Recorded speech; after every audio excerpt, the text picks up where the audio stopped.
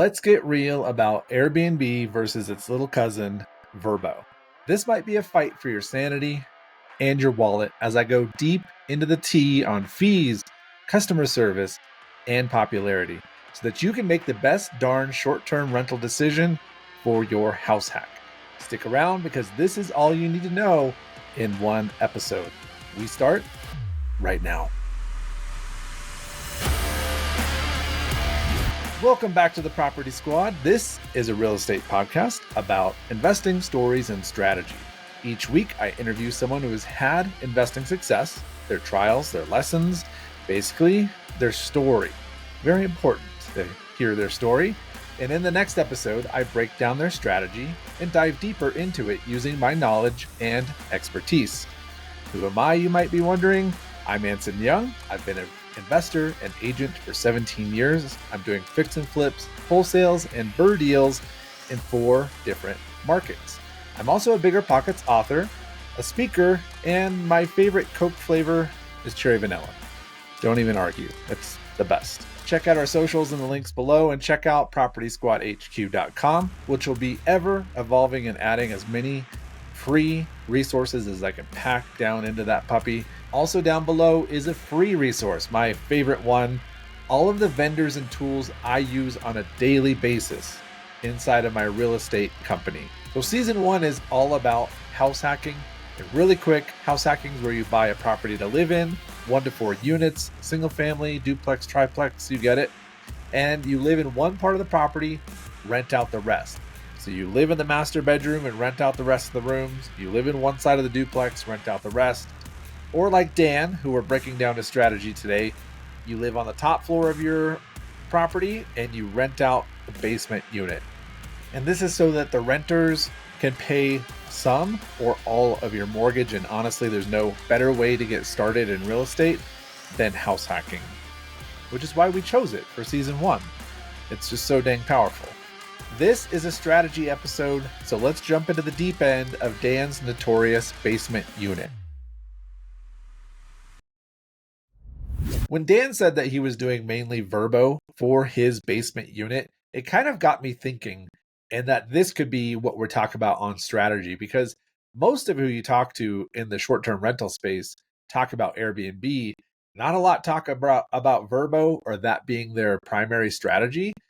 They just say, I put it on Airbnb, and they might throw it up on VRBO as like a backup option, but it's the opposite with Dan. So I wanted to kind of go through the numbers and just kind of see what that looks like. So let's first talk about website traffic, which is of course the lifeblood of any online business. Airbnb definitely throws a powerful first punch with 127 million monthly visits. That's like having an entire stadium packed with guests every single month.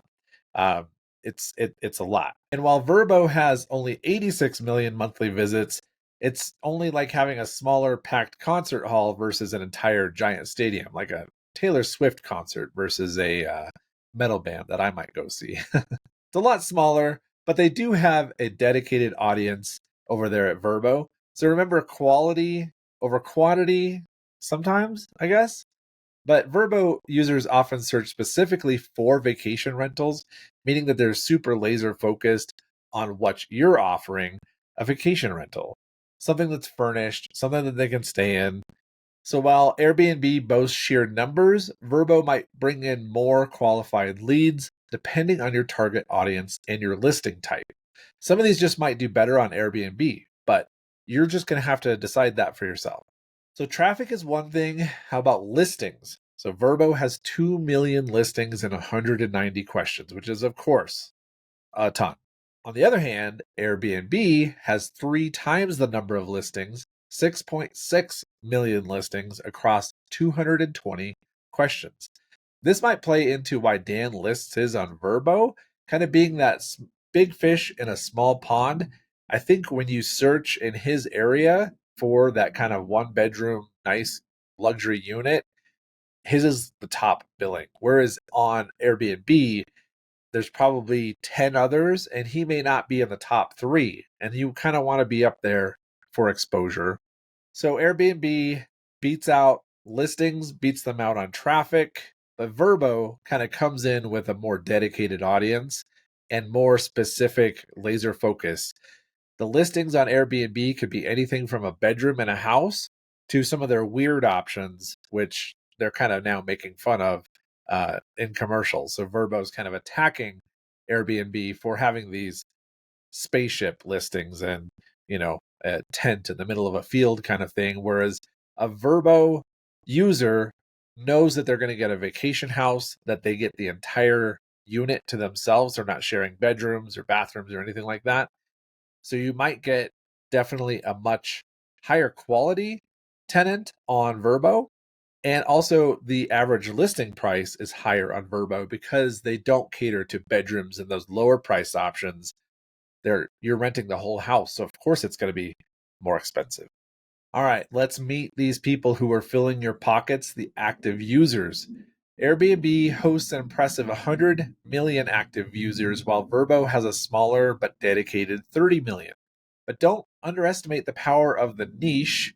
The VRBO users tend to be families, larger groups seeking private escapes, potentially booking longer stays and spending more per trip. It's like comparing a bustling marketplace to a VIP lounge. Different crowds, different potential profits, price points. So kind of analyze your property and select your target audience carefully. Obviously, if you just have bedrooms in your house hack for rent, Airbnb is probably the place for it. Furnished Finder, those kind of places. If you have a large vacation house by the lake, VRBO, somebody might book that for 30 days for a family reunion or something. So definitely speak to your target audience, put your property in the right place for the best success. So let's talk real quickly about brand recognition, and Airbnb definitely wears the crown for that global fame. It's kind of Airbnb is synonymous with short-term rentals. It's like, I'm buying an Airbnb. Well, you're not buying the website, you're not buying the users on the website, you're buying a short-term rental. But since it is synonymous, it's obviously a lot more recognizable. VRBO, on the other hand, isn't nearly as popular, but they are definitely fighting back against their weird listings on Airbnb and the fact that Airbnb does do shared spaces of shared, bedrooms, shared bathrooms, those kind of things. You can also consider diversifying your strategy and listing on both platforms to maximize your reach. Next up, we have the fees. Glorious fees. Let's talk about how much they're going to charge you, the nitty gritty, all of that fun stuff. Airbnb charges a split fee structure, a host service fee, so you as the host, that's 3 to 5% of the booking subtotal, and a guest service fee, which is up to 14.2%. They do give you an option for the host to eat the entire guest fee, making your host fee 14 to 16% and leaves the guest feeling better about that hidden price decision. We've all been on Airbnb. We've seen that $200 a night place.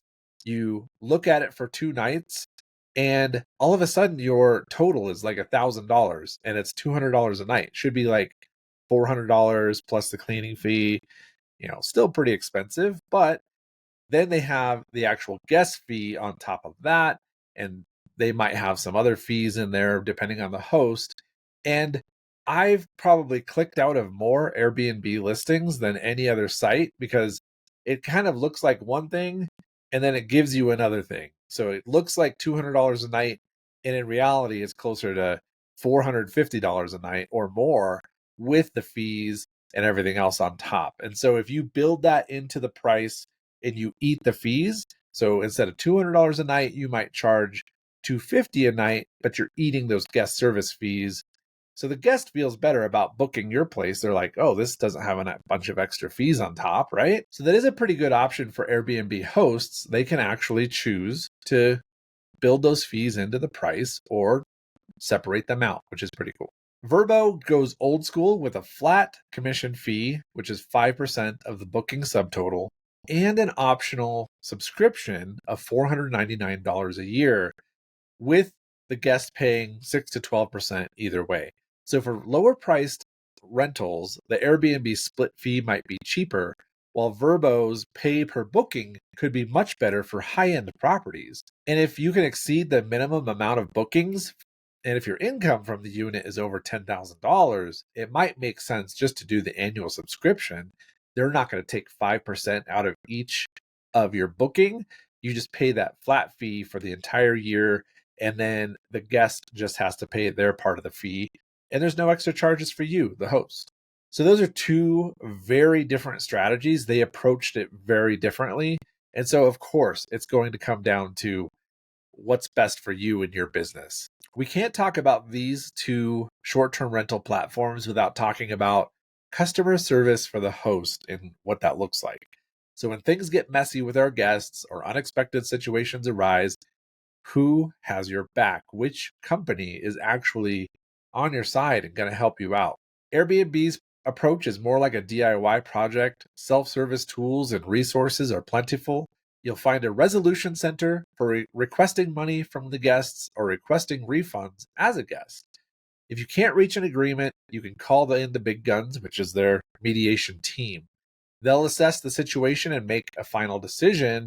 However, some hosts feel left hanging, wishing for more human interaction, quicker resolutions. So while Airbnb offers options, their huge platform can make reaching a human feel like finding a unicorn in a haystack. Some of the hosts that I know do feel like Airbnb sides with the guests a lot more than the hosts, or in certain situations. So you just got to take that into your entire evaluation of this process. VRBO takes a different approach, offering phone and online chat support 24/7. So you can think of it as your friendly neighborhood therapist. They're there to listen, guide you through any issues, and help you through it with a personalized touch, which is, of course, appreciated by many. But with a smaller platform, some hosts might wish for a wider reach or automated resources. Some people like that resource center on Airbnb. And additionally, VRBO support may not be as readily available during really high peak seasons or natural disasters where, of course, they're getting inundated, and you on the other side of the country may not get priority support where you used to get it in a normal situation. So keep that in mind. There is no real winner here. This wasn't just trying to choose one as a winner, because they are very different and for very different investors and types of properties. So share your experiences.